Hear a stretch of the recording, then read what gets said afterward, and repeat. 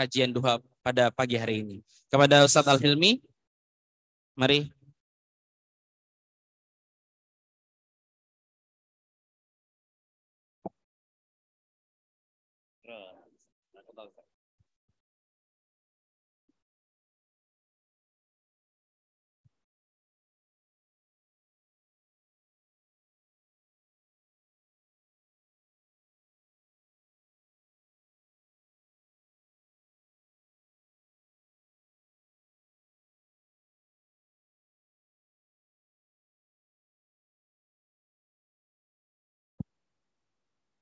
Baik.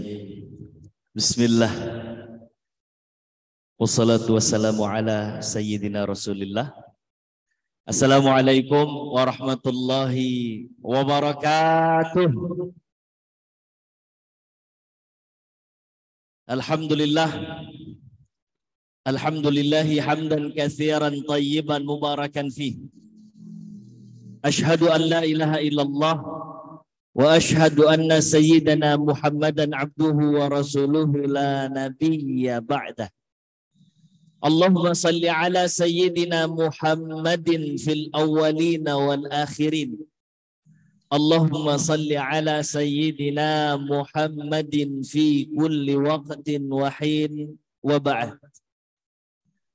Al-mukarram wal muhtaram, para asatiz wal asatizah, keluarga besar Syafana, mobil khusus Ibunda Hajah Latifah, Ustadz Helmi teh kajian juga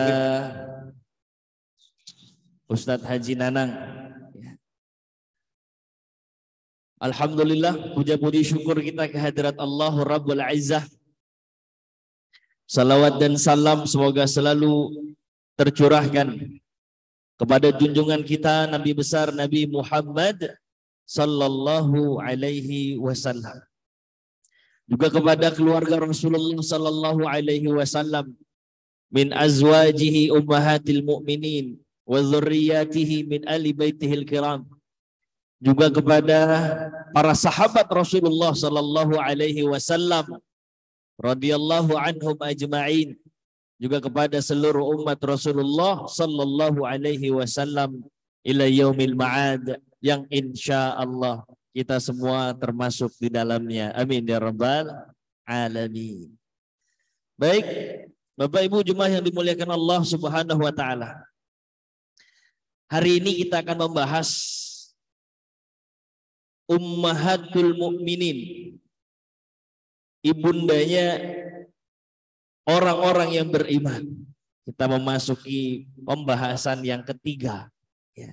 Kali ini insya Allah kita akan membahas Ummul Mukminina Ummu Salamah. Siapa? Ummu Salamah. Wanita yang cerdas, wanita yang luar biasa dedikasinya kepada umat, wanita yang juga sangat beruntung dalam hidupnya. Bagaimana kisah Ummu Salamah ini? Baik. Nama beliau radhiyallahu anha Ummu Salamah. Tapi Ummu Salamah ini adalah nama panggilan beliau.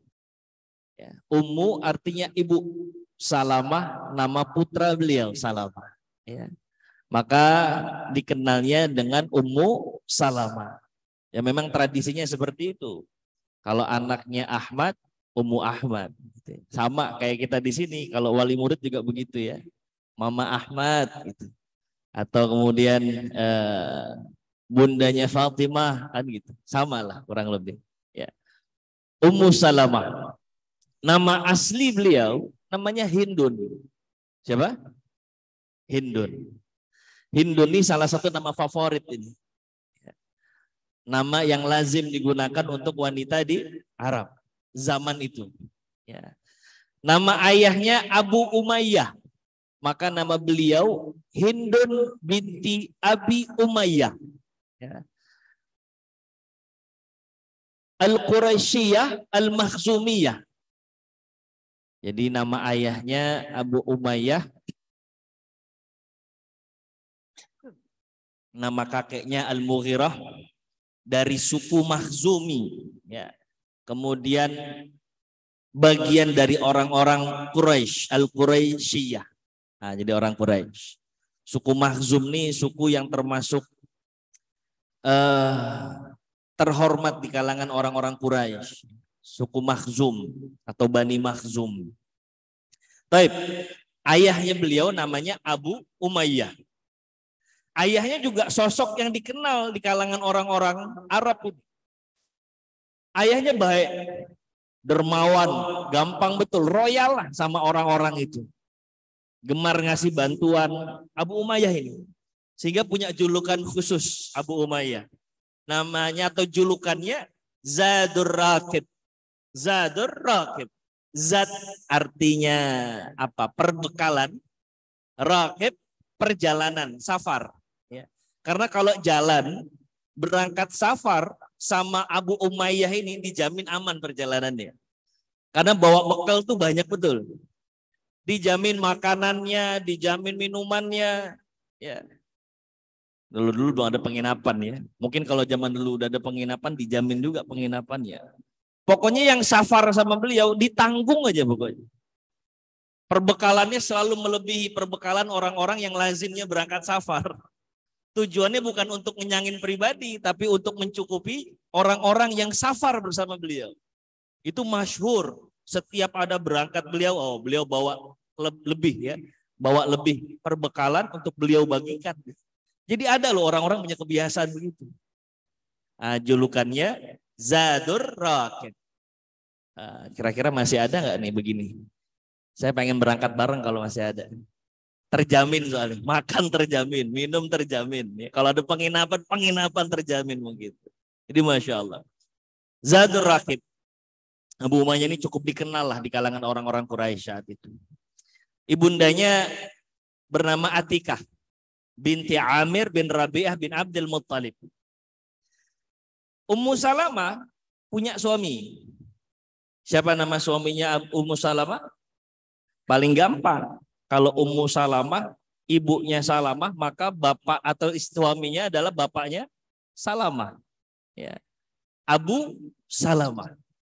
Nama suaminya Abu Salamah. Ya, nama aslinya Abdullah bin Abdul Asad. Abdullah bin Abdul Asad. Al-Makhzumi. Sama-sama dari Makhzum, suku Makhzum. Ya. Tapi perlu diketahui Salamah ini nama laki-laki, bukan nama perempuan. Jadi banyak tuh nama-nama yang kalau di kita biasanya lebih cenderung ke nama perempuan, ternyata kalau di Arab sana nama laki-laki begitu. Ya. Jadi kayak Salamah itu saya jarang pernah nggak nemu nama Salamah perempuan, Pak. Kayaknya di kita mah perempuan ya kalau Salamah itu ya. Nah, Salamah ala kulli hal. Ummu Salamah dan Abu Salamah. Kedua pasangan ini pasangan yang luar biasa. Disebutkan dalam sejarah itu kedua hamba Allah ini adalah sahibal hijratain. Pernah berangkat hijrahnya 2 kali. Karena hijrah dalam Islam itu dikenal ada 3 kali. Pertama, hijrah ke Habasyah. Ya. Itu kurang lebih tahun ke-5 setelah kenabian Rasulullah SAW. Habasyah itu Ethiopia saat ini. Ya. Itu yang pertama. Yang kedua hijrah ke Taif. Ya. Hijrah ke Taif. Yang ketiga baru hijrah ke Yasrib yang diganti namanya setelah itu oleh Rasulullah menjadi Madinah. Jadi ada 3. Ya.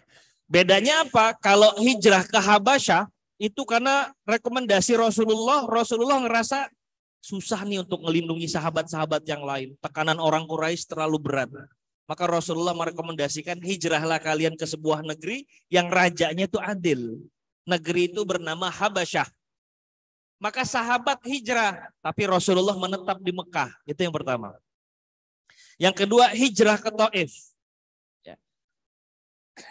Hijrah ke Taif ini kurang lebih tahun 10 setelah kenabian. Selepas wafatnya atau pasca wafatnya Sayyidah Khadijah radhiyallahu anha, istri Rasulullah sallallahu alaihi wasallam dan pamanda Rasulullah Abu Thalib. Ya. Rasulullah sallallahu alaihi wasallam lagi nyari backup siapa yang mau bantu dakwahnya Rasul. Maka Rasulullah ikhtiar hijrah ke Taif. Ya. Hanya saja bedanya kalau yang pertama ke Habasyah sahabat hijrah Rasulullahnya netap, ke Taif Rasulullah yang hijrah, sahabat enggak hijrah.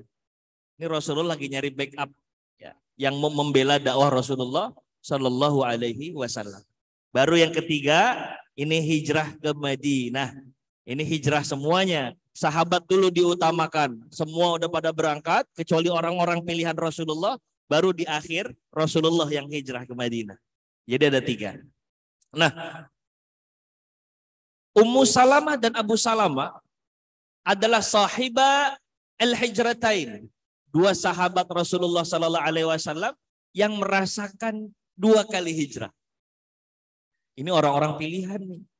Hijrah tuh nggak sekedar berpindah dari satu tempat ke tempat lain.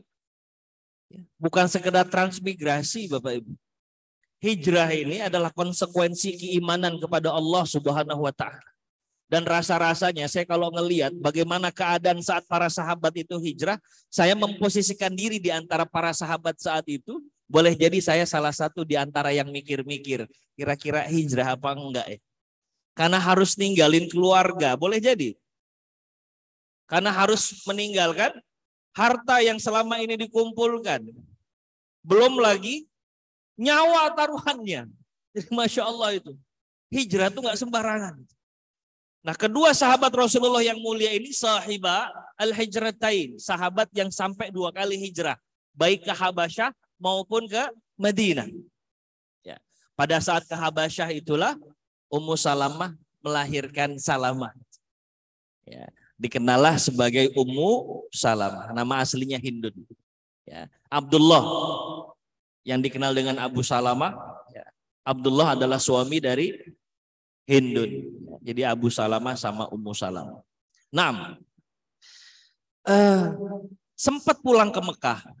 Begitu dapat informasi katanya kota Mekah udah mulai aman, banyak orang-orang yang mengikuti dakwah Rasulullah Shallallahu Alaihi Wasallam. Pulang ke Mekah, tapi ternyata keadaannya tidak sesuai dengan apa yang beliau dengar itu. Maka setelah itu beliau minta izin lagi kepada Rasulullah Sallallahu Alaihi Wasallam untuk hijrah kedua kalinya ke kota Madinah. Nanti pasangan Abu Salamah dan Ummu Salamah menurut sebagian riwayat dinyatakan awwalu man hajara ilal Madinah. Orang yang pertama kali hijrah dan sampai di Madinah adalah Abu Salamah ini. Loh, kok Abu Salamah doang Ustadz? Ummu Salamah enggak? Ummu Salamah hijrah tapi tertahan di perbatasan kota Mekah. Kisahnya gimana? Baik. Ummu Salamah dan Abu Salamah sudah merencanakan. Kita hijrah ke Madinah. Kita hijrah ke Yathrib. Kita bawa Salamah.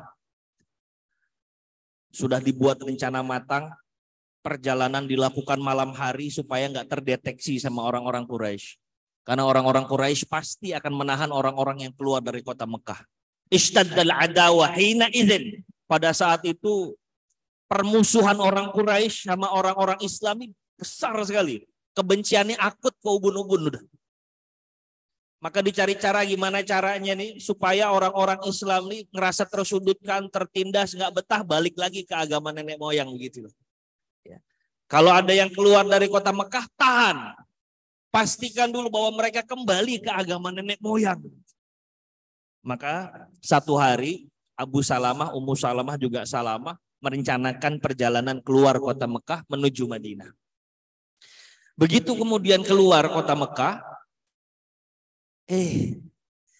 keluarga ini terdeteksi sama orang-orang Quraisy. Terdeteksi sama orang-orang Quraisy. Di tengah perjalanan ada Bani Makhzum, ya, dari Bani Mughirah. Itu ngelihat keluarganya Abu Salamah lagi berjalan naikin onta. Lagi berjalan menaiki onta. Keluar kota Mekah. Ditahan. Oh, Abu Salamah. Mau kemana ya Abu Salamah? Jawaban Abu Salamah singkat. Kita pengen keluar dari kota Mekah. Kata orang-orang Quraisy, nggak bisa. Nggak bisa. Sebelum kami memastikan kamu sudah berada di pihak kami. Sekarang gini saja, kamu mau apa keluar dari kota Mekah? Saya pengen hijrah. Saya pengen bawa istri dan anak-anak saya. Saya pengen bawa istri dan anak saya Salamah. Nggak usah ditahan-tahan. Toh kalau nggak ada kami kan kalian juga lebih nyaman. Bukankah yang selama ini kalian musuhi adalah kami? Kalau musuh kalian sudah tidak ada, harusnya kalian merasa lebih nyaman. Izinkan kami keluar dari kota Mekah. Diajaklah Abu Salamah sama orang-orang dari Bani Makhzum ini, dari Bani Mughirah.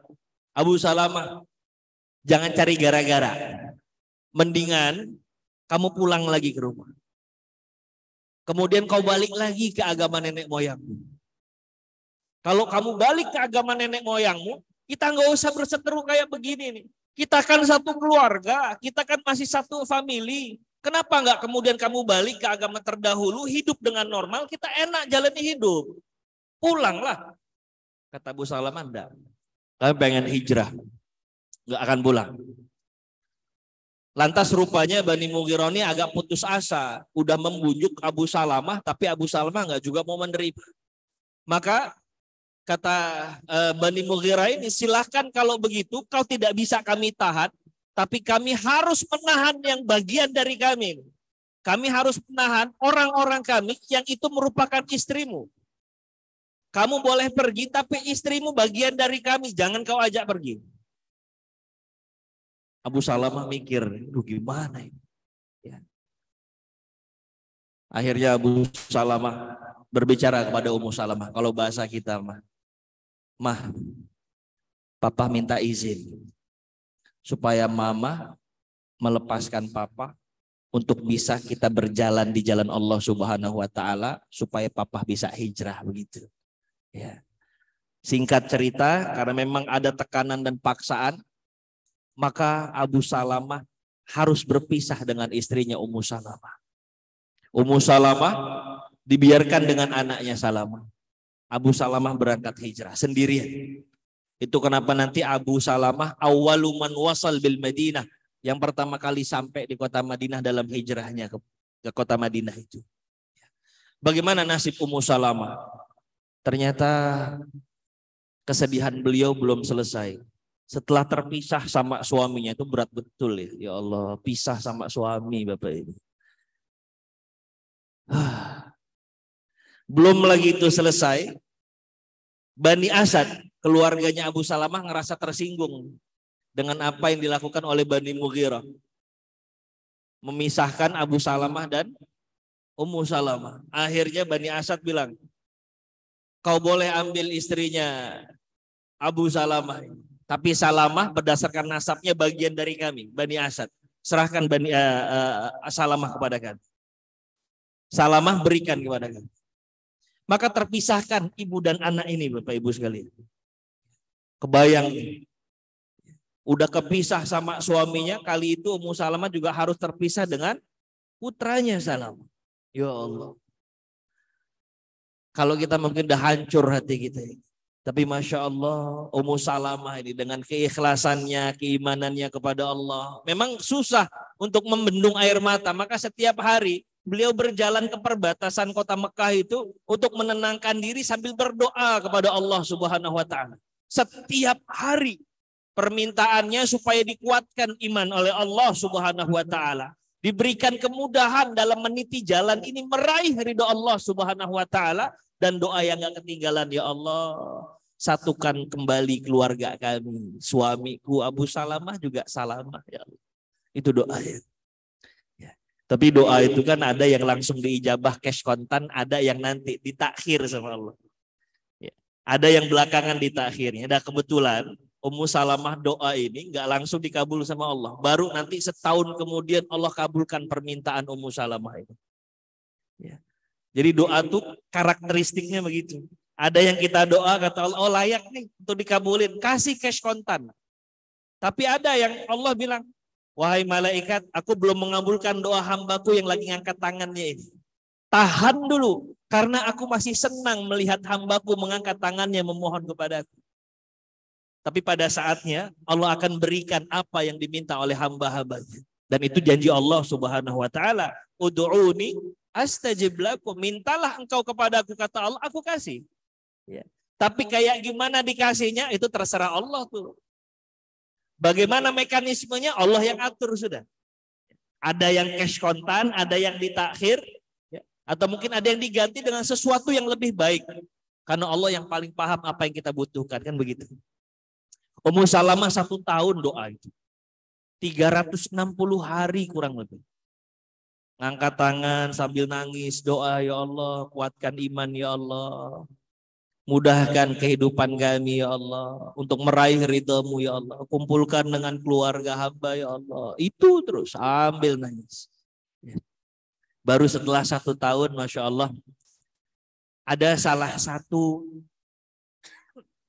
kerabatnya. Ada yang bilang paman, ada yang bilang sepupu. Dari Ummu Salamah. Ngenes ngelihat Ummu Salamah. Tiap hari bolak-balik ke perbatasan kota Mekah, doa sama Allah. Nggak pernah itu luput 1 hari pun. Ngerasa kasihan dan iba. Lantas kemudian dia berbicara kepada kaumnya. Ya Bani Mughirah, wahai Bani Mughirah. Apa kalian tega melihat Ummu Salamah yang nggak pernah berhenti berdoa kepada Tuhannya untuk kembali berkumpul bersama keluarganya? Apa yang terjadi kalau itu diberlakukan kepada kalian? Ternyata ya, kalau Allah pengen bolak-balikin hati itu gampang saja. Dari orang yang tadinya memusuhi Ummu Salamah, kalau dikasih rasa iba kan mungkin saja. Maka doa yang diminta sama Ummu Salamah diijabah melalui mekanisme itu. Dibuat orang-orang yang benci pada Ummu Salamah hatinya itu layin, lembut. Akhirnya mereka tersadarkan atas omongan sepupunya Ummu Salamah ini. Mereka juga ikut-ikutan iba kepada Ummu Salamah. Iya, apa yang kami lakukan ini kepada Ummu Salamah? Sudah. Biarkanlah Ummu Salamah itu untuk berkumpul dengan keluarganya. Walaupun kita nggak suka, biarin dia berangkat. Ya, tapi kita nggak mau nemenin juga berangkat ke Madinah. Kalau dia masih hidup ya berarti itu adalah ketentuan nasibnya dia. Kalau dia mati ya sudahlah. Ini kata kaum Bani Ummu Salamah.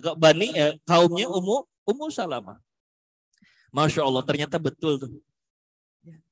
Sama Bani Mughirah, Ummu Salamah, kalau kau mau pergi, silakan pergi, kami bebaskan. Enggak, kami tawan lagi sini. Berangkat. Dan Masya Allah, ternyata Allah mengijabah tuh berkali-kali. Enggak lama setelah dibebaskan oleh Bani Mughirah, ternyata Salamah pun dikembalikan kepada Ummu Salamah. Jadi Allah tuh kalau mau buat caranya kayak gimana, itu udah terserah Allah. Bahkan dari sesuatu yang kita pikir nggak mungkin lah gitu.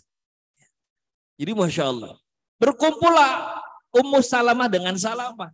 Lantas setelah berkumpul mereka memutuskan, yuk kita jemput papa. Kita jemput ayah Abu Salamah. Siap mah, ikut aja Ummu Salamah dan putranya Salamah. Masih kecil, belum besar. Berangkat. Sama siapa? Berduaan aja. Kemana? Ke kota Madinah. Berapa jaraknya? 400 kilometer. Kalau jalurnya jalur yang sekarang kita tempuh, jalurnya orang-orang mutaakhirin yang udah disiapin sama pemerintah Saudi, 400 kilometer. Saya nggak tahu jalur dulu tuh berapa kilometer jauhnya. Mereka menggunakan onta. Ya, ibu disuruh berangkat 400 kilometer. Belum ada jalan-jalan petunjuk jalan kayak sekarang. Semarang belok kanan, Madiun belok kiri misalkan. Dulu tuh semuanya padang pasir. Hanya jalan-jalan setapak yang nggak ketahuan itu mau kemana arahnya itu. Toh Ummu Salamah nggak pernah bepergian ke luar negeri. Nggak pernah bepergian keluar kota. Biasa ngedekem aja di kota Mekah. Saat itu memutuskan untuk berangkat ke Madinah bawa anaknya yang kecil itu. Kebayang. Masya Allah. Tapi keimanan seorang Ummu Salamah ini luar biasa. Ya dalilal ha'irina dullani ya Allah. Engkau yang memberikan kebingungan dalam diri kami, maka berikan kami keluasan hati untuk terhindar dari kebingungan ini. Bismillah, nak kita berangkat ya. Siap mah kita berangkat. Berangkat berdua. Lagi-lagi Allah punya skenario Pak. Baru berjalan sampai ke Tan'im, itu kurang lebih 5 km sampai 7 km lah dari kota Mekah. Sampai di Tan'im, beliau bertemu dengan seseorang yang bernama Utsman bin Talhah. Utsman bin Talhah ini salah satu penduduk Makkah. Kenal sama Abi Umayyah. Abi Umayyah siapa tadi Pak? Ibu Abi Umayyah siapa tadi? Ayahnya Ummu Salamah. Yang suka bagi-bagi makanan, minuman kalau lagi pergi bersafar itu. Yang royal betul sama kawan-kawannya kalau lagi safar itu. Makanya dikenal sama orang. Utsman ketemu sama Ummu Salamah, ngomong, "Inti ya Ummu Salamah." Ini Ummu Salamah? Iya. Mau pergi kemana? Mau nyusul ayahnya Salamah. Berdua dong. Mau sama siapa lagi? Kalau begitu, saya antar. Enggak usah, kata Ummu Salamah. Enggak, saya antar. Teringat kebaikan Abu Umayyah yang mungkin baik sama orang-orang. Jadi Masya Allah Bapak Ibu sekalian.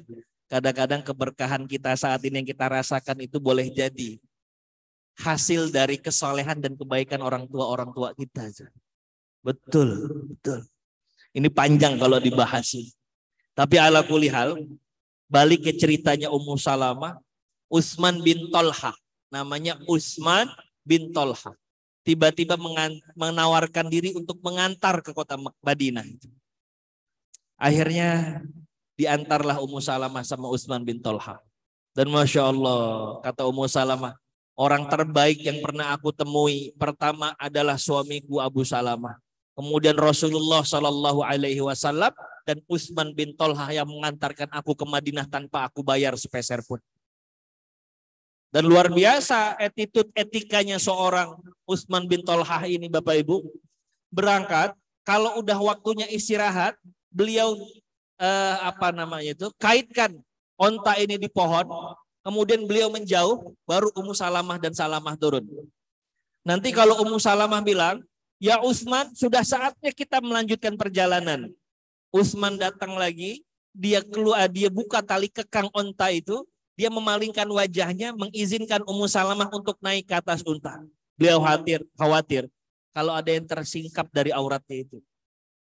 Ya, Ummu Salamah naik, baru setelah itu beliau bawa kembali. Beliau tarik kembali ontanya Ummu Salamah. Begitu setiap waktu, begitu setiap saat. Ya.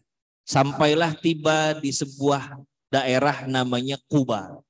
Ya. Di Quba ini Utsman bin Thalhah bilang sama Ummu Salamah, "Ya Ummu Salamah, ya Hindun kan namanya, ya Hind, kau silakan lanjutkan perjalananmu terus ke sana. Karena di sanalah suamimu berada. Saya cukup nganterin sampai di sini, mohon izin saya mau pulang. Assalamualaikum." Bahasa kita mah begitu sekarang. Dahsyat gitu. Skenario-nya Allah.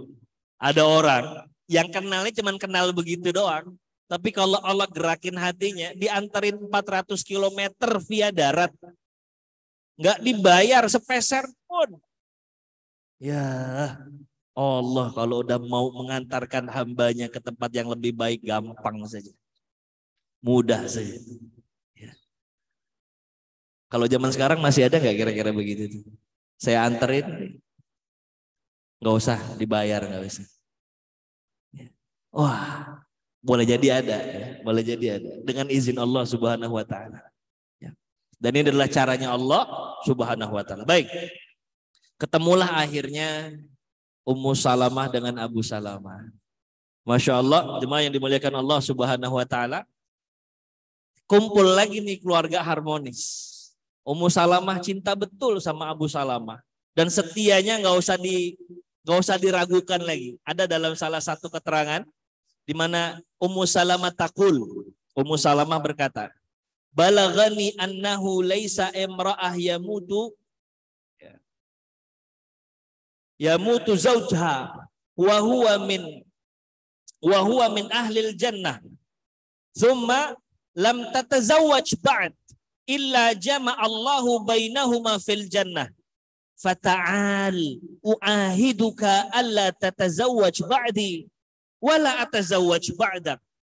Jadi pernah Ummu Salamah bilang sama Abu Salamah, "Saya pernah mendengar dari Rasulullah Shallallahu Alaihi Wasallam kalau ada seorang wanita yang wafat suaminya, kemudian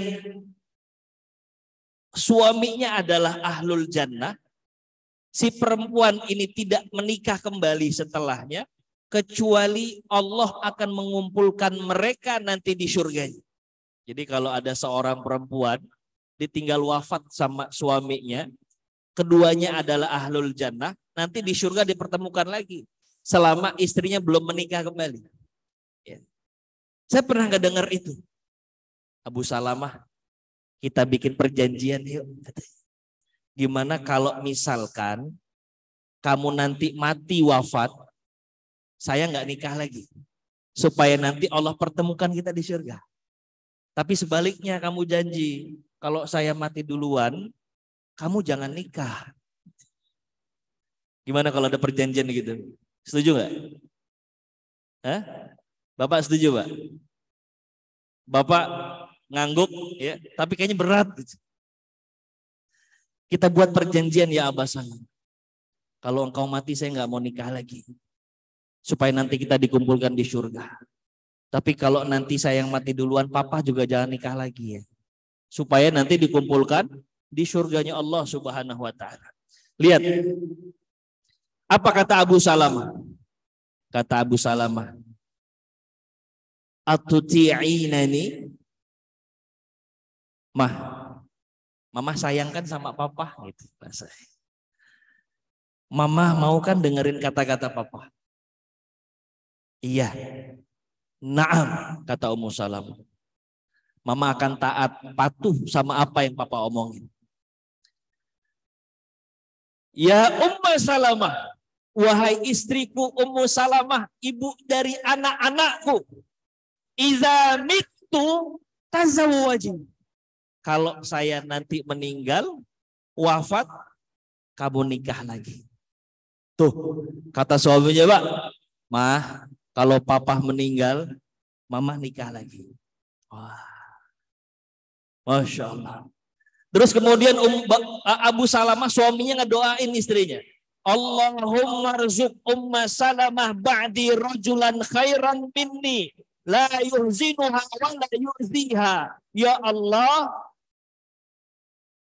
berilah Ummu Salamah sepeninggalku sosok suami yang lebih baik dariku, yang gak pernah membuat dia sedih ya Allah, gak pernah nyakitin dia ya Allah. Itu doanya Abu Salamah. Allahumma salli ala sayyidina Muhammad. Nangislah Ummu Salamah mendengar doa dari suaminya itu. Beliau gak sanggup lagi untuk melanjutkan pembicaraan dengan suaminya. Setelah suaminya ngedoain, Mama, kalau papa meninggal, mama lanjutkan kehidupan, mama nikah lagi. Didoain habis itu, ya Allah, kasih suami yang baik ya Allah. Kalau aku nanti sudah mati, yang lebih baik dariku ya Allah, yang gak pernah buat sedih Ummu Salamah, yang gak pernah menyakiti Ummu Salamah. Apa gak dahsyat itu? Ya Allahu Akbar. Ada yang mau ngafalin doanya Abu Salamah, Bapak? Bapak mau ngafalin doa Abu Salamah, nanti japri ke saya kirim doanya. Gak usah, Tat. Saya doa yang lain aja, minta rezeki aja, Tat. Allahu Akbar. Masya Allah. Begitu setelahnya, Bapak Ibu jemaah yang dimuliakan Allah Subhanahu wa taala, tahun kedua setelah hijrah terjadi perang Badar. Umat Islam Allah berikan kemenangan. Tapi Masya Allah, di balik menangnya umat Islam ada beberapa sahabat yang terluka. Termasuk diantaranya Abu Salamah. Ya. Abu Salamah beberapa bagian tubuhnya terluka. Luka itu sempat sembuh. Tapi sebagian riwayat menyatakan pada saat perang Uhud lukanya kembali kambuh. Jadi udah sempat sembuh tapi kambuh lagi. Sehingga pada tahun ketiga Ba'dal Hijrah, Abu Salamah dengan penyakit yang dideritanya, luka yang dia alami itu menjadikan beliau kembali ke sisi Allah Subhanahu wa taala. Inna lillahi wa inna ilaihi raji'un.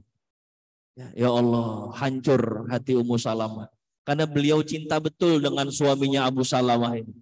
Cinta betul dengan Abu Salamah. Jemaah yang dimuliakan Allah Subhanahu wa taala. Ketika sang suami wafat ini, Abu Salamah meninggalkan Ummu Salamah, itu menimbulkan luka yang cukup mendalam di hati seorang Ummu Salamah. Karena keluarga itu keluarga yang bahagia sekali. Sakinah sekali, mawaddah sekali, rahmah sekali. Dan keluarga yang sakinah, mawaddah, rahmah itu kan terbukti ya. Ada muyul kepada pasangan. Ada kecenderungan kepada pasangan. Selalu ingat dengan pasangan. Itu kan salah satu tanda-tanda keluarga sakinah, mawaddah, warahmah. Kalau istri atau suami lagi keluar rumah dapat nikmat, dia ingat sama yang di rumah. Itu muyul tuh. Kemudian ada kelembutan hati. Al-ataf ma'azauj. Itu betul-betul ada dalam rumah tangga Abu Salamah dan Ummu Salamah. Jadi ini pelajaran, Pak. Kita ngelihat ada sakinah, mawadah, warahmah. Kalau kita lagi keluar dari rumah, masih ingat gak sama yang di rumah? Keluar rumah, ditawarin makan enak sama kawan. Oh, enak. Makan bakso lah begitu. Kalau bapak bisa keingetan, ya Allah, enak banget nih. Mamah pasti suka nih kalau dibawain bakso. Itu sakinah, mawadah, warahmah. Tapi kalau kita asik makan sendirian, terserah deh yang di rumah mau makan apa kayak itu. Wah, itu tanda-tanda tuh. Ya, perlu dievaluasi biar jadi sakinah, mawadah, warahmah. Ibu juga begitu. Lagi berangkat pengajian, makanannya enak-enak nih. Pastel juga asik kayaknya nih. Makan, begitu makan, ya Allah. Ini si papa doyan banget nih. Ingat itu tuh, al-muyul ila zauj, kecenderungan kepada pasangan, ingat sama pasangan, itu alamatul mawaddah warahmah. Alamat bahwa keluarga itu sakinah, mawaddah, warahmah. Itu keluarga yang ada dalam keluarganya Ummu Salamah dan Abu Salamah. Maka selepas wafatnya Abu Salamah itu, waduh, betul-betul. Beliau bingung. Tapi beliau teringat doa yang dulu pernah diajarkan sama suaminya ini. Suaminya pernah bilang selepas kumpul sama Rasulullah, Rasulullah ngajarin doa nih. Ini suami istri yang cakep begitu. Pengajian kelar, pulang ke rumah, sharing sama pasangan. Karena Abu Salamah pulang ke rumah, habis dengar hadis dari Rasulullah, dia cerita sama istrinya. Mi, tadi Abi denger nih, Rasulullah Shallallahu Alaihi Wasallam ngajarin doa. Kalau seseorang kena musibah, kata Abu Salamah, Umi apalin nih, orang kalau kena musibah istirja. Apa itu istirja? Doa, perkataan kita. Inna lillahi wa inna ilaihi raji'un. Itu yang pertama harus kita lakukan. Kalau kena musibah istirja. Inna lillahi wa inna ilaihi raji'un. Terus kemudian lanjutin doanya. Ini kata Rasul nih. Apa doanya? Allahumma jurni fi musibati wakhlif li khairan minha. Ada yang mendomahkan wakhlif li khairan minha. Ya Allah, berikan aku pahala atas musibah yang engkau titipkan kepadaku dan kasih aku ganti yang lebih baik dari apa yang kau ambil dari diriku. Yuk ikutin setelah saya. Allahumma ujurni fi musibati. Kalau disambung, Allahumma ujurni fi musibati wakhluf li khairan minha. Allahumma jurni fi musibati wakhluf li khairan minha. Itu doanya tuh. Setelah innalillahi wa inna ilaihi raji'un. Kata Rasul nih, kalau kita istirja terus doa Allahumma jurni fi musibati wakhluf li khairan minha illa fu'ila zalika bih. Kecuali Allah akan kabulkan apa yang dia hajatkan, Allah akan ganti dengan sesuatu yang jauh lebih baik dari apa yang diambil oleh Allah. Nah, berdoa itu. Maka saat itu Ummu Salamah doa itu. Suaminya meninggal, inna lillahi wa inna ilaihi raji'un. Ya Allah, Allahumma jurni fi musibati wa akhluf li khairan minha. Ya Allah, kuatkan aku ya Allah, berikan aku pahala atas musibah yang kau berikan kepadaku dan berikan aku pengganti yang lebih baik. Sebenarnya dalam hati Ummu Salamah nih mikir, siapa yang lebih baik dari Abu Salamah ini? Siapa yang lebih baik? Tidak ada, Abu Salamah yang paling baik. Itu pertama itu yang terbesit dalam hati Ummu Salamah. Tapi Masya Allah, beliau berdoa seperti itu, ternyata Allah mengabulkan doa itu. Setelah wafatnya Abu Salamah, Ummu Salamah masuk masa iddah. Ya, ini masa iddah penting ini. Banyak orang nggak peduli lagi sama masa iddah. Habis ditinggal wafat atau bercerai, oh udah kemana kemari. Padahal dalam syariat ada namanya masa iddah itu. Ya. Lepas selesai masa iddah, tiba-tiba datang Abu Bakar As-Siddiq radhiyallahu taala anhu arba untuk meminang Ummu Salamah. Abu Bakar, orang yang sepakat para ulama, Abu Bakar adalah orang yang paling mulia di antara sahabat Rasulullah sallallahu alaihi wasallam. Ummu Salamah mikir, apakah ini doa yang selama ini aku pernah ucapkan kepada Allah, berikan pengganti yang lebih baik. Tapi hatinya belum menerima, masih kebayang-bayang sama Abu Salamah. Maka saat Abu Bakar meminang Ummu Salamah, pinangan itu ditolak halus oleh Ummu Salamah. Mohon maaf Abu Bakar, saya belum bisa menerima pinanganmu. Gak berapa lama kemudian, Umar bin Khattab radhiyallahu taala anhu wa arda datang kepada Ummu Salamah, meminang Ummu Salamah melakukan apa yang dilakukan Abu Bakar sebelumnya. Allah, yang datang Abu Bakar sama Umar itu, bayangin betapa mulianya seorang Ummu Salamah. Tapi lagi-lagi Ummu Salamah masih berat untuk mengganti pasangan, masih berat. Maka kata Ummu Salamah, mohon maaf, maafin. Saya belum bisa menerima pinanganmu, wahai Umar bin Khattab. Nggak lama kemudian, Masya Allah, Rasulullah Sallallahu Alaihi Wasallam mendapatkan petunjuk dari Allah Subhanahu Wa Taala untuk meminang seorang Ummu Salamah. Dalam riwayat Umar bin Abi Salamah, putra beliau, kata Umar bin Abi Salamah, Rasulullah mengirimkan utusan. Terus utusan ini berkata kepada Ummu Salamah, wahai Ummu Salamah, orang terbaik di muka bumi ini meminang engkau untuk menjadi istrinya. Dialah Rasulullah Sallallahu Alaihi Wasallam. Oh, nangis Ummu Salamah. Nangis Ummu Salamah. Adakah doa itu diijabah oleh Allah Subhanahu Wa Taala? Tapi Ummu Salamah ngerasa minder. Karena yang ngelamar nih Rasulullah Sallallahu Alaihi Wasallam, khairu khalqillah, sebaik-baiknya makhluk. Maka Ummu Salamah bilang, tolong tanya lagi sama Rasulullah. Jadikan pertimbangan. Pertama, aku ini orangnya pecemburu. Cemburu sekali. Sampai dulu aku pernah mengikat sumpah, pernah punya niat mengikat sumpah dengan suamiku, nggak nikah lagi kalau kita ditinggal mati. Karena aku amat sangat pecemburu. Nggak mau suamiku nikah lagi sepeninggal diriku. Tolong kasih tahu. Sementara Rasulullah kan juga istrinya bukan satu. Saya khawatir nanti saya cemburu. Tolong kasih tahu juga sama Rasulullah Sallallahu Alaihi Wasallam. Saya ini udah nggak muda lagi. Padahal Ummu Salamah adalah termasuk wanita yang paling cantik itu di kalangan wanita-wanita zaman itu. Ummu Salamah. Ya. Aisyah aja pernah cemburu sama Ummu Salamah. Ya. Tolong kasih tahu, aku nih cemburuan. Kemudian kasih tahu juga bahwa aku udah nggak muda lagi. Padahal umurnya saat itu jemaah baru 28 tahun. Umurnya baru 28 tahun. Dan aku punya anak-anak yang harus dibesarkan, yang harus dinafkahi. Tolong kasih tahu sama Rasul, mungkin Rasul bisa berpikir setelah itu. Maka utusan ini kembali kepada Rasulullah Sallallahu Alaihi Wasallam. Rasulullah Sallallahu Alaihi Wasallam pun kembali mengutus utusannya. Terus mengatakan, wahai Ummu Salamah, Rasulullah menyampaikan pesan. Yang pertama, terkait dengan umurmu, ketahuilah umur Rasulullah lebih tua darimu. Jadi nggak usah dipermasalahkan.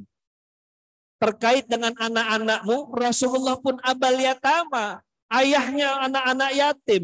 Maka juga gak jadi masalah insya Allah. Terkait dengan cemburumu kepada pasangan hidupmu, Rasulullah mendoakan dirimu agar Allah Subhanahu wa Ta'ala bisa meredam rasa cemburumu kepada Rasulullah Sallallahu Alaihi Wasallam. Maka setelah itu diterimalah pinangan Rasulullah Sallallahu Alaihi Wasallam.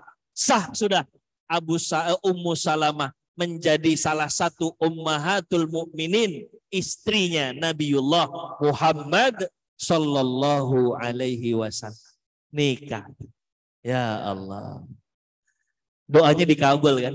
Ya Allah, aku minta pengganti yang lebih baik dari apa yang kau ambil dari diriku. Apalin tuh Pak doa itu. Apalin betul. Ya. Hafalin. Allahumma ajurni fi musibati wa khlufli khairan minha. Ya. Allahumma ajurni fi musibati wa khlufli khairan minha. Ada lagi versi lain. Ya. Ada versi lainnya dalam salah satu hadis disebutkan qala Rasulullah sallallahu alaihi wasallam, Rasulullah bersabda, "Iza hadartumul marida awil mayyita faqulu khairan." Kalau kalian itu menjenguk orang sakit atau bertakziah ke orang yang meninggal, maka ucapkan yang baik-baik saja. Fa innal malaikata yu'minuna ala ma taqulun. Karena malaikat akan mengaminkan apa yang kalian katakan. Kemudian Ummu Salamah berkata, qalat falamma mata Abu Salamah ataitun Nabiyya sallallahu alaihi wasallam. Saat Abu Salamah wafat, aku mendatangi Nabiullah Muhammad sallallahu alaihi wasallam. Terus aku bilang sama Rasul, ya Rasulullah, Abu Salamah telah wafat. Rasulullah bilang, doa. Doanya sama seperti doa yang tadi kita baca. Hanya redaksinya yang berbeda. Allahumma gfirli walahu wa aqibni minhu uqba hasanah. Qalat faqultu fa'aqabani Allahu man huwa khairun li minhu Muhammadan sallallahu alaihi wasallam. Jadi doa, ya Allah kasih aku ganti yang lebih baik. Jadi kalau kita dapat musibah, berusaha ikhlas, ridho terhadap apa yang Allah tetapkan kepada diri kita. Terus di tengah musibah itu doa sama Allah. Ya, doa sama Allah. Ya Allah, kuatkan aku, kasih aku pahala dengan kesabaranku ya Allah. Dan berikan pengganti yang lebih baik dari apa yang kau ambil dari diriku. Allahumma jurni fi musibati wakhlufli khairan minha. Ada yang membacanya wakhlifli khairan minha. Sama. Silakan mau yang mana nggak apa-apa. Sekali lagi. Allahumma jurni fi musibati wakhlufli khairan minha. Itu doanya. Jadi dapat musibah, ridho ketetapan Allah, ucapkan inna lillahi wa inna ilaihi raji'un, baca doa yang tadi. Oh, cakep itu. Jemaah yang dimuliakan Allah Subhanahu wa taala. Ya. Setelah menikah dengan Rasulullah sallallahu alaihi wasallam, banyak hikmah pernikahan dengan Nabi Muhammad, ya. Namun kita lewati itu dulu, kita lihat bagaimana kedudukan istimewa Ummu Salamah di hadapan Rasulullah sallallahu alaihi wasallam.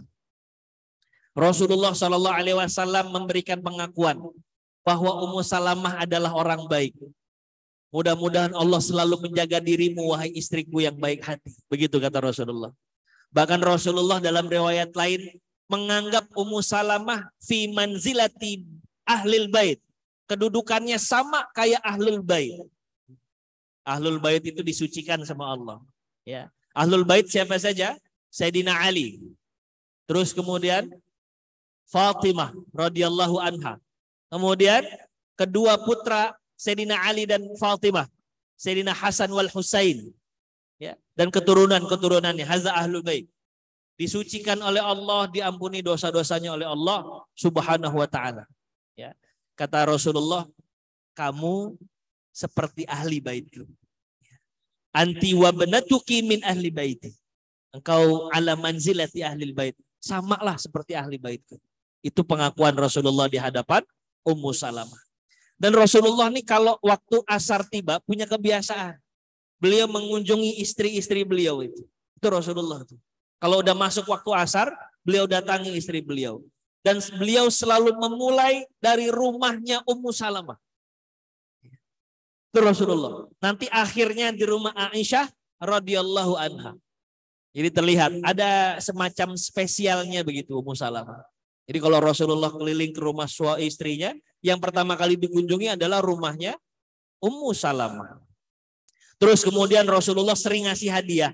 Bahkan saat menikahi Ummu Salamah, Rasulullah bilang, waktu itu saya pernah ngasih hadiah kepada Raja Najasyi, Raja Habasyah yang tadi kita ceritakan, sahabat tuh hijrah ke Habasyah.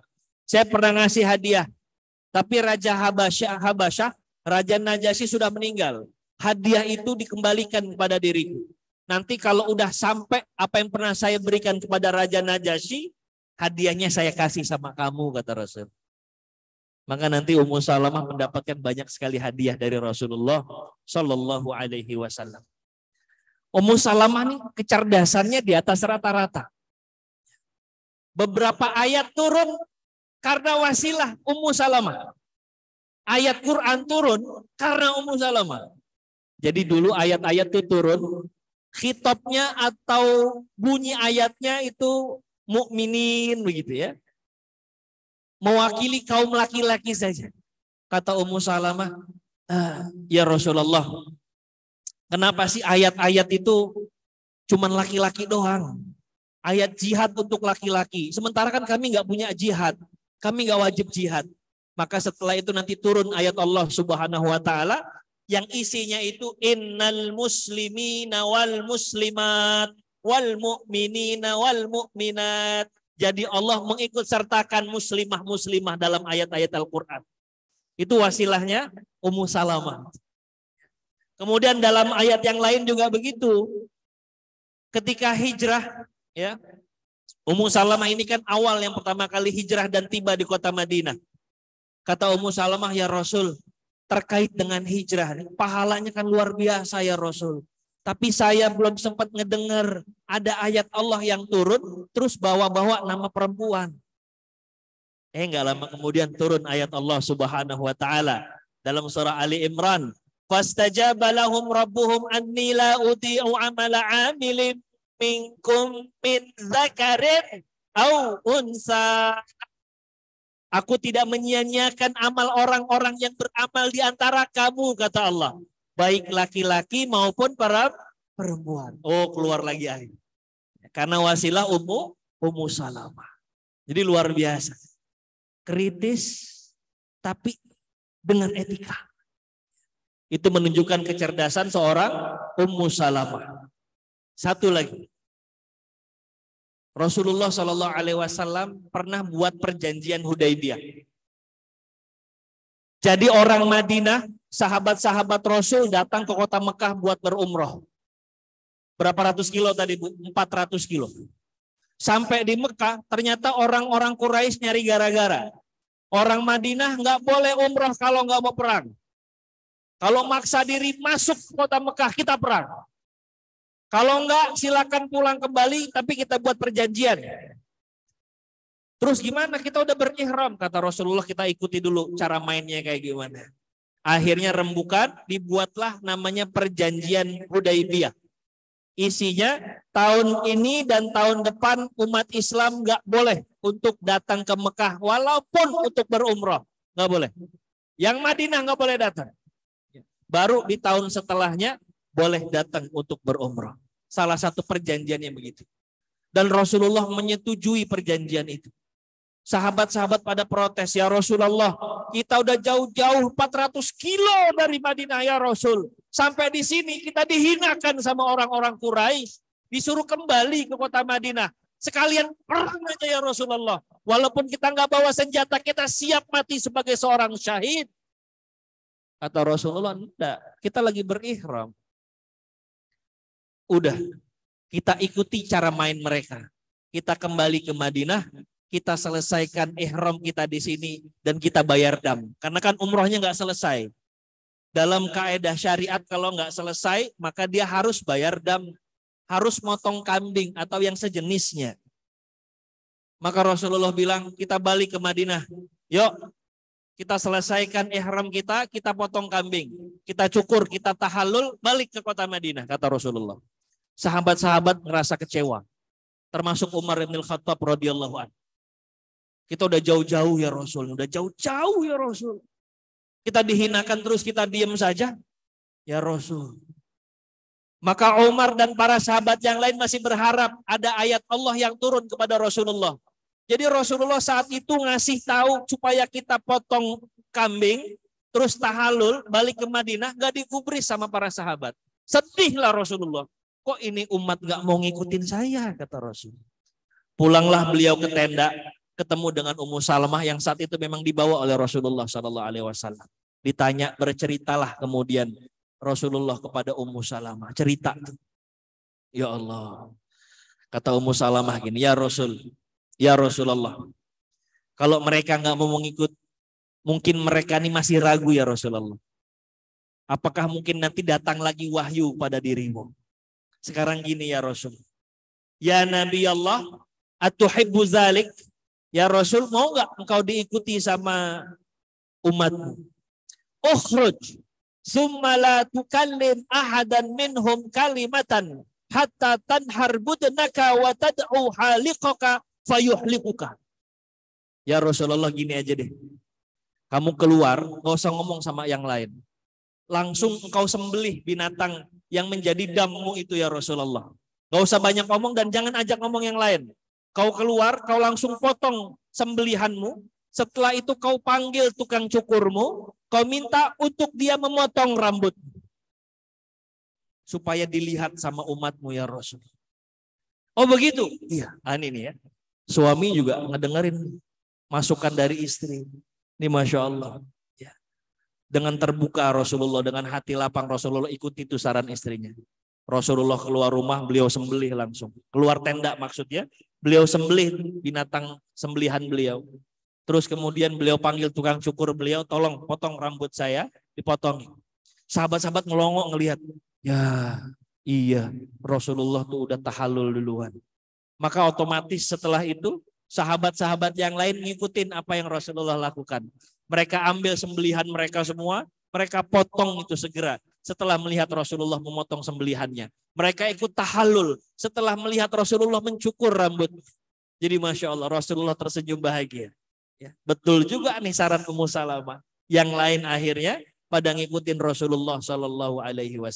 Karena umat sadar, oh berarti nggak ada lagi ayat yang turun ini. Karena Rasulullah sudah eksekusi untuk membebaskan ihramnya, memotong binatang sembelihannya. Di sini disebutkan, Ibnu Hajar rahimahullah mengatakan, anjuran Ummu Salamah kepada Nabi Muhammad SAW pada saat hari Hudaybiyah menunjukkan kecerdasan akalnya dan ketajaman pandangan seorang Ummu Salamah. Oh dahsyat betul itu. Ya. Jadi Ummu Salamah salah satu istri Rasulullah yang memang kecerdasannya itu di atas rata-rata. Ummu Salamah meriwayatkan tidak kurang dari 378 hadis. Disebutkan dalam riwayat lain 380 hadis. Beliau menghabiskan waktunya selepas wafatnya Rasulullah SAW untuk memberikan pendidikan kepada muslimah-muslimah yang ada di kota Madinah. Ya. Kemudian Ummu Salamah juga memberikan pelajaran-pelajaran khusus ya, dari hadis-hadis Rasulullah SAW kepada para sahabat yang lain, termasuk kepada para tabi'in al-mu'tabar. Jadi ada salah satu pemuka tabi'in, ulamanya tabi'in, Sa'id ibn Musayyib belajar sama beliau. Imam Mujahid belajar sama beliau. Dan a'imah yang lain. Jadi seorang pendidik beliau ini. Karena kecerdasannya juga di atas rata-rata. Ya. Ummul Mukminin Ummu Salamah radhiyallahu anha wafat pada masa pemerintahan Yazid bin Muawiyah. Panjang umurnya. Wafatnya tahun 61 Hijriah. Usia beliau saat itu kisaran 84 sampai 90 tahun. Ala ikhtilafir riwayah. Ada yang bilang 84, ada yang bilang 90 tahun. Ya. Semoga Allah meridhoi Ummu Salamah insyaallah. Jemaah yang dimuliakan Allah Subhanahu wa taala, pelajaran penting pertama bahwa orang yang hidup itu pasti punya ujiannya masing-masing. Ya. Dan tidaklah orang yang beriman kepada Allah, dia tunjukkan keimanannya dan keyakinannya kepada Allah Subhanahu wa taala. Itu tidak akan disia-siakan sama Allah, tapi sebelumnya pasti Allah uji orang-orang yang mengatakan dirinya beriman kepada Allah. Ya, pasti sudah. Ya. Ahasiban nas ayyutraku ayyaqulu amanna wa hum la yuftanun? Apakah orang-orang mengira bahwa ketika mereka mengatakan, ya Allah, kami beriman ya Allah, terus nggak diuji? Orang-orang sebelum kalian juga diuji. Waliya'lamannallah, untuk Allah tahu mana yang benar imannya, waliya'lamal kadzibin, juga untuk Allah tahu mana di antara orang-orang ini yang cuma ngomong doang bahwa dia beriman tapi hatinya nggak beriman. Jadi kita nih pasti akan diuji. Lihat tadi Ummu Salamah kisahnya. Dipisahin sama suaminya, dipisahin sama istri, dipisahin suami sama istri, istri dengan suami, dipisahkan pula dengan anaknya Salamah. Ya, itu kurang berat apa ujian itu? Dan Masya Allah, keimanan Ummu Salamah terjawab dengan keindahan. Pada akhirnya Allah pertemukan kembali dengan Abu Salamah, juga anaknya Salamah. Pelajaran kedua yang bisa kita ambil jemaah yang dimuliakan Allah, doa itu pasti diijabah sama Allah. Pasti. Jadi kalau kita doa, jangan pernah punya suuzon sama Allah. Ini udah doa dari kemarin, kenapa nggak diijabah-ijabah? Enggak. Kita doa tuh diijabah sama Allah. Apalagi kalau tata caranya sudah sesuai dengan apa yang Rasulullah anjurkan itu. Ud'uni astajib lakum. Maka jangan pernah lalai, jangan pernah lupa untuk kita sering-sering angkat tangan minta sama Allah. Allah suka kalau kita ngangkat tangan minta kepadanya. Jangan disamakan kita minta sama makhluk. Minta sekali dua kali masih dikasih, tapi begitu minta yang ketiga, keempat, kelima, oh udah ntar dulu deh, udah kebanyakan minta kata kita. Tapi Allah enggak. Makin sering kita minta, makin menandakan bahwa kita butuh dengan Allah Subhanahu wa ta'ala. Dan pasti diijabah, pasti. Tadi tata caranya, mekanismenya. Ada yang cash kontan, Allah bayar itu. Ada yang Allah undur dulu. Karena Allah paling tahu mana waktu yang tepat dan saat yang tepat. Karena Allah tahu kapan kau layak untuk diberikan apa yang kau hajatkan. Maka ada yang Allah tunda. Juga karena Allah itu senang ngelihat hambanya masih ngangkat tangan meminta kepada dirinya. Yang ketiga, boleh jadi Allah nggak ngasih apa yang kita inginkan, tapi Allah berikan yang jauh lebih baik dari apa yang kita inginkan. Karena Allah paham, kalau dikasih apa yang dia inginkan ini memberikan mudarat untuk dirinya, maka Allah ganti dengan sesuatu yang jauh lebih baik dari apa yang dia inginkan. Jadi konsep doa kurang lebih begitu. Banyak-banyak doa, banyak-banyak doa. Yang ketiga, dari kisah yang tadi kita sama-sama bahas, terlihat bagaimana kesalehan orang tua itu. Kesalehan orang tua insya Allah juga bermanfaat untuk anak-anak kita. Kesalehan orang tua bermanfaat untuk anak-anaknya. Maka kalau kita pengen anak kita nanti sehat, selamat dalam bimbingan Allah, solehkan diri kita. Solehkan diri kita. Adanya kita di sini dalam keadaan baik ini boleh jadi juga hasil kesalehan orang tua kita.